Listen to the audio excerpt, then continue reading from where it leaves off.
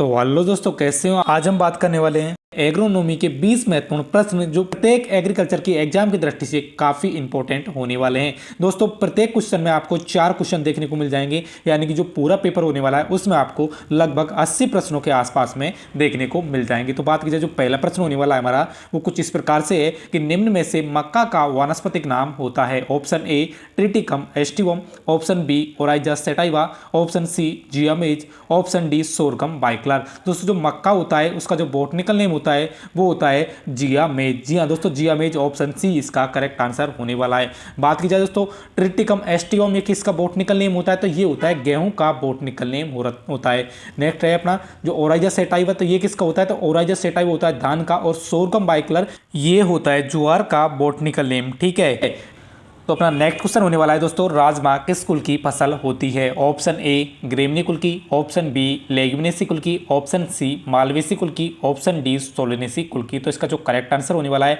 Option B leguminosae या Fabaceae कुल की होती है राजमा फसल। बात की जाए राजमा जो लेग्युमिनेसी कुल में और कौन कौन सी फसल आती है, तो इसमें आती है मटर, चना, मूंगफली, मूंग, मसूर, लोबिया, अरहर है, उड़द है, सोयाबीन है, राजमा है। ये सभी प्रकार की फसलें हैं जो लेग्युमिनेसी कुल के अंदर आती हैं। बात की जाए ग्रेमनी घास कुल या पोएसी के अंदर कौन कौन सी फसलें आती हैं, तो इसमें आती है गेहूं है, जौ है, ज्वार है, बाजरा है, मक्का है, गन्ना है। ये सभी फसलें किसमें आती हैं, ग्रेमनी घास कुल या पोएसी कुल में आने वाली फसलें हैं। दोस्तों, बात की जाए मालवेसी कुल में, तो मालवेसी कुल में आती है कपास व भिंडी, 2 फसलें इसके अंदर आती हैं। और बात की जाए सोलेनेसी कुल में, तो सोलेनेसी कुल में दोस्तों तंबाकू है, आलू है, बैंगन है, मिर्च है, ये फसलें किसमें आती हैं, तो ये आती हैं सोलेनेसी कुल के अंदर आने वाली फसलें होती हैं। नेक्स्ट क्वेश्चन की बात की जाए तो नेक्स्ट क्वेश्चन होने वाला अपना, भारत किस फसल का उत्पत्ति स्थल होता है, यानी कि भारत में कौन सी फसल का उत्पादन होता है। ऑप्शन ए आंवला का, ऑप्शन बी सरसों का, ऑप्शन सी बाजरा का, ऑप्शन डी चावल का। तो इसका जो करेक्ट आंसर होने वाला है, भारत में जो आंवला है उसका प्रोडक्शन होता है। और इसके अलावा कौन कौन सी फसलें होती हैं,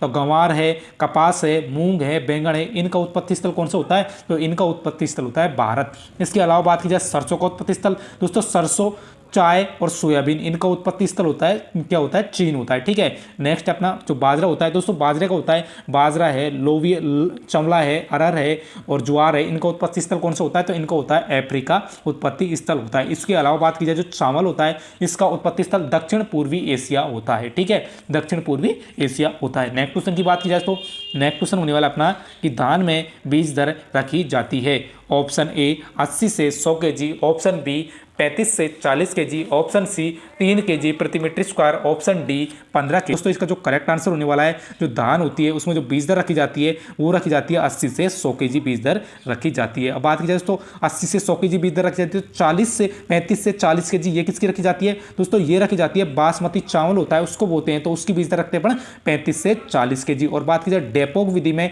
जो बीज दर रखी जाती है वो रखी जाती है 3 केजी प्रति मीटर स्क्वायर रखी जाती है। और 15 केजी किस में रखते हैं, तो 15 केजी रखते हैं अपन संकर धान की बीज दर अपन कितने लेते हैं, 15 केजी प्रति हेक्टेयर के हिसाब से लेते हैं। ठीक है, नेक्स्ट क्वेश्चन होने वाला था, गेहूं की फसल में पौधे से कतार की दूरी कितनी रखी जाती है। तो इसका जो करेक्ट आंसर, पहले बात की जाए ऑप्शन होगी तो ऑप्शन 20 × 10 रखी जाती है, 22.5 × 10 रखी जाती है, 30 × 10 रखी जाती है, और नेक्स्ट अपना डी 45 × 15 रखी जाती है। तो इसका जो करेक्ट आंसर होने वाला है, गेहूं की फसल में जो पौधे से कतार की दूरी है वो रखी जाती है 22.5 × 10 रखी जाती है। ऑप्शन बी इसका करेक्ट आंसर होने वाला है। दोस्तों, और किन किन की फसलों की, तो जो जीरा और जो गेहूं होती है उसकी जो पौधे से कतार की दूरी है वो सेम रखी जाती है। उसके अलावा बात की जाए 20 × 10 किस किस फसल की रखी जाती है, तो धान की, रिंजका की, बरसिम की और धनिया की जो पौधे से कतार की R/P जो दूरी रखी जाती है तो वो कितनी रखी जाती है, 20 × 10 रखी जाती है। बात की जाए 30 × 10 की, तो 30 × 10 किस में रखी जाती है, मूंग है, उड़द है, गंवार है, चना है, तिल है, सरसों,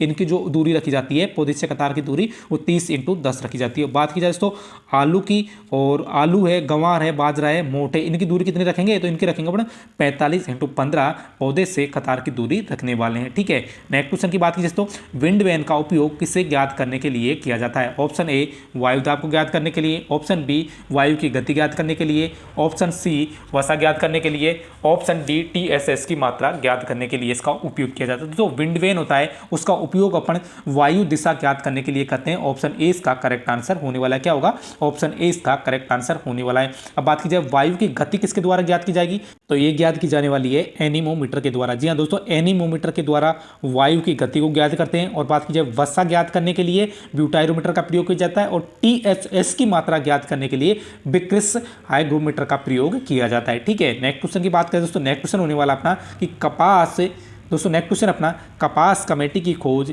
कब हुई थी। तो दोस्तों कपास कमेटी की खोज ऑप्शन ए 1921 में की गई थी, ऑप्शन बी 1924 में की गई थी, ऑप्शन सी 1931 में की गई थी, ऑप्शन डी 1944 में की गई थी। तो इसका जो करेक्ट आंसर होगा ऑप्शन ए होने वाला है। कपास कमेटी की स्थापना 1921 में की गई थी। बात की जाए 1924 में किसकी की गई थी, तो 1924 में लाख कमेटी की स्थापना की गई थी। और 1931 के अंदर जूट कमेटी की स्थापना की गई थी। और 1944 के अंदर गन्ना कमेटी की स्थापना की गई थी। इसी के साथ में नारियल कमेटी की स्थापना 1944 में की गई थी, तंबाकू कमेटी की स्थापना 1945 में की गई थी, और तिलहन कमेटी की स्थापना 1947 में की गई थी, और मसाला कमेटी की स्थापना 1958 में की गई थी। ठीक है, नेक्स्ट क्वेश्चन की बात की जाए तो नेक्स्ट क्वेश्चन होने वाला है शक्तिमान किस फसल की किस्म होती है। तो शक्तिमान किस फसल की किस्म होती है, ऑप्शन ए मक्का की, ऑप्शन बी सरसों की, ऑप्शन सी गेहूं की, ऑप्शन डी चमड़ा की। तो इसका जो करेक्ट आंसर होने वाला है शक्तिमान जो किसकी किस्म होती है, तो ये होती है दोस्तों मक्का की किस्म होती है। ऑप्शन ए इसका करेक्ट आंसर होने वाला है। इसके अलावा बात की जाए चावल की जो नई किस्में कौन कौन सी है,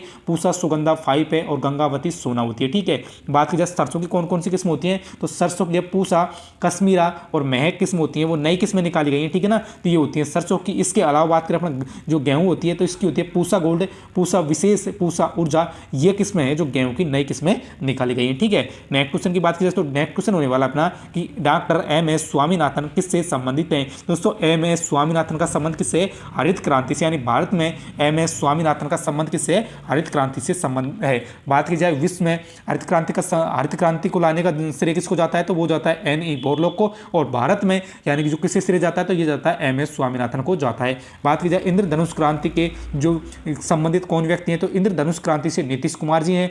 सुनहरी क्रांति से संबंधित कौन है, तो सुनहरी क्रांति से के चड्डा जी हैं। और बात की जाए श्वेत क्रांति किससे संबंधित है, तो श्वेत क्रांति दुग्ध उत्पादन से है। तो इसके जो कौन है, तो इसके हैं डॉक्टर वर्गीस कुरियन जी हैं। ठीक है, तो इसका जो करेक्ट आंसर एम.एस. स्वामीनाथन किससे संबंधित है, भारत में हरित क्रांति से संबंधित है एम.एस. स्वामीनाथन। ठीक है, नेक्स्ट क्वेश्चन होने वाला अपना क्वेश्चन नंबर 10 होने वाला अपना क्वेश्चन नंबर 10 होने वाला है कि 8.5 से कम पीएच मान किस मृदा का होता है। ऑप्शन ए लवणीय मृदा का, ऑप्शन बी क्षारीय मृदा का, ऑप्शन सी अम्लीय मृदा का, ऑप्शन डी इनमें से कोई नहीं। तो दोस्तों 8.5 से जो कम होता है पीएच मान वो होता है लवणीय मृदा का होता है। बात की जाए 8.5 से अधिक जो पीएच मान होता है वो किसका होता है, तो वो होता है क्षारीय मृदा का। और बात की जाए अम्लीय मृदा का जो पीएच मान होता है 0 से लेकर 7 के बीच में जो पीएच मान होता है वो किसका होता है, तो वो होता है अम्लीय मृदा का होता है। ठीक है, नेक्स्ट क्वेश्चन की बात की जाए तो नेक्स्ट क्वेश्चन होने वाला अपना क्वेश्चन नंबर 11 होने वाला है कि निम्न में से माइक्रोप्लाज्मा छोटी पत्ती रोग किस फसल में लगता है। ऑप्शन ए बैंगन में लगने वाला रोग है,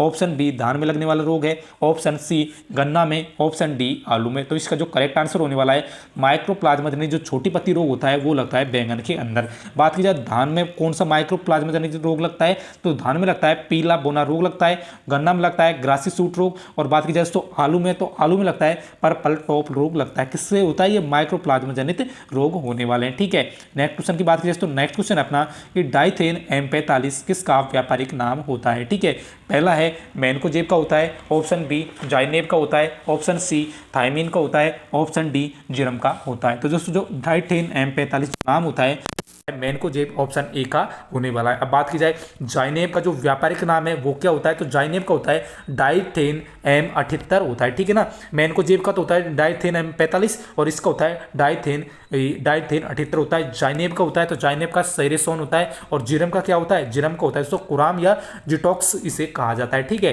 नेक्स्ट क्वेश्चन की बात करें तो नेक्स्ट क्वेश्चन होने वाला क्वेश्चन नंबर 13 होने वाला है कि लैंटाना कैमेरा खरपतवार भारत में किस वर्ष आया था। ऑप्शन ए 1921 में आया था, ऑप्शन बी 1926 में आया था, ऑप्शन सी 1982 में आया था, ऑप्शन डी 1983 में आया था। तो इसका जो करेक्ट आंसर होने वाला है, जो लांटाना कैमरा है वो भारत में आया था, ऑप्शन ए 1921 में आया था। ऑप्शन ए इसका करेक्ट आंसर होने वाला है। बात की जाए जो नागफनी है दोस्तों, वो भारत में कब आई थी, तो वो आई थी 1926 के अंदर आई थी। और बात की जाए जलकुंभी आइकोनिया क्रोसिपस है, ये आई थी यूएसए से, तो ये कब आई थी, 1982 के अंदर आई थी। गाजर घास जिसे कहते हैं पार्थिन, गाजर घास जिसे पार्थिनम स्टेरोफेरस कहते हैं, ये आई थी मैक्सिको से भारत में, तो ये कब आई थी, 1983 के अंदर आई थी। ठीक है, नेक्स्ट क्वेश्चन की बात की जाए तो नेक्स्ट क्वेश्चन होने वाला अपना कि नाइट्रोजन पोषक तत्व की खोज कब की गई थी। तो दोस्तों नाइट्रोजन पोषक तत्व की खोज ऑप्शन ए 1872 में, ऑप्शन बी 1804 में, ऑप्शन डी 1903 में, ऑप्शन डी 1890 में। तो इसका जो करेक्ट आंसर होने वाला है, नाइट्रोजन पोषक तत्व की खोज की गई थी 1872 के अंदर की गई थी।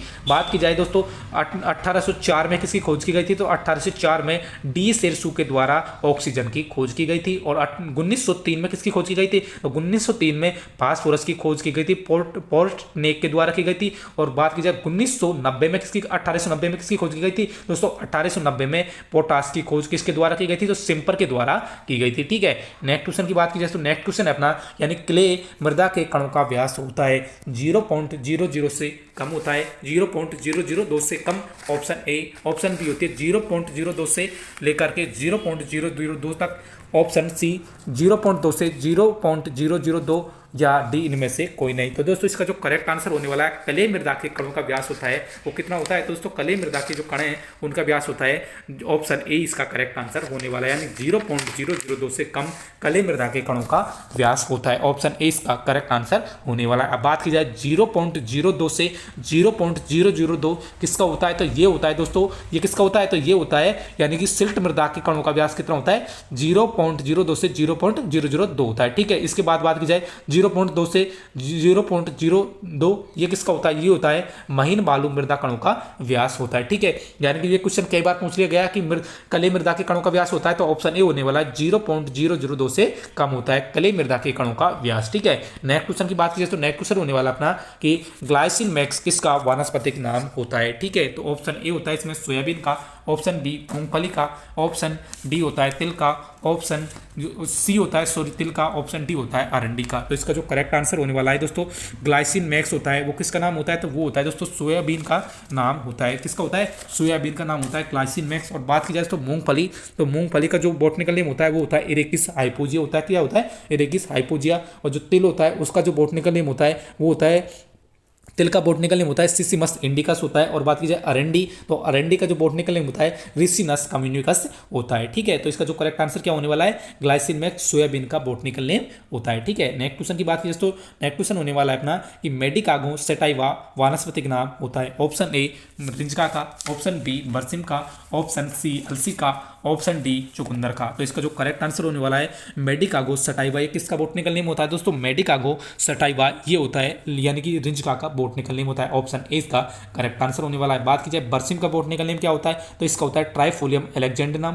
और बात की जाए अलसी का बॉटनिकल नेम क्या होता है दोस्तों, अलसी का होता है लाइनम यूसिटिटिमम। और बात की जाए चुकंदर का बॉटनिकल नेम क्या होता है, तो चुकंदर को होता है वीटा वल्गेरिस होता है। और इसका जो कुल होता है या फैमिली की बात की जाए तो वो होता है चिन्नोपोडियेसी। इसके अलावा किसका होता है, तो इसके अलावा बथुए का भी कुल एक ही होता है। ठीक है, नेक्स्ट क्वेश्चन की बात की जाए तो क्वेश्चन नंबर 19 होने वाला है, निम्न में से मालवेसी कुल किसका होता है, ऑप्शन ए कपास का, ऑप्शन बी फालसा का, ऑप्शन सी सूरजमुखी का, ऑप्शन डी चुकंदर का। तो जो मालवेसी कुल होता है वो दोस्तों किसका होता है, तो ऑप्शन ए होने वाला है कपास का मालवेसी कुल होता है। इसके अलावा किसका होता है, तो इसके अलावा भिंडी का जो कुल होता है वो भी मालवेसी होता है। और भिंडी में जो गुणसूत्रों की संख्या पाई जाती है 130 यानी 130 पाई जाती है। ठीक है, इसके अलावा बात की जाए तो फालसा होता है और जूट होता है, उसका कुल कौन सा होता है, तो उसका होता है टेलियसी।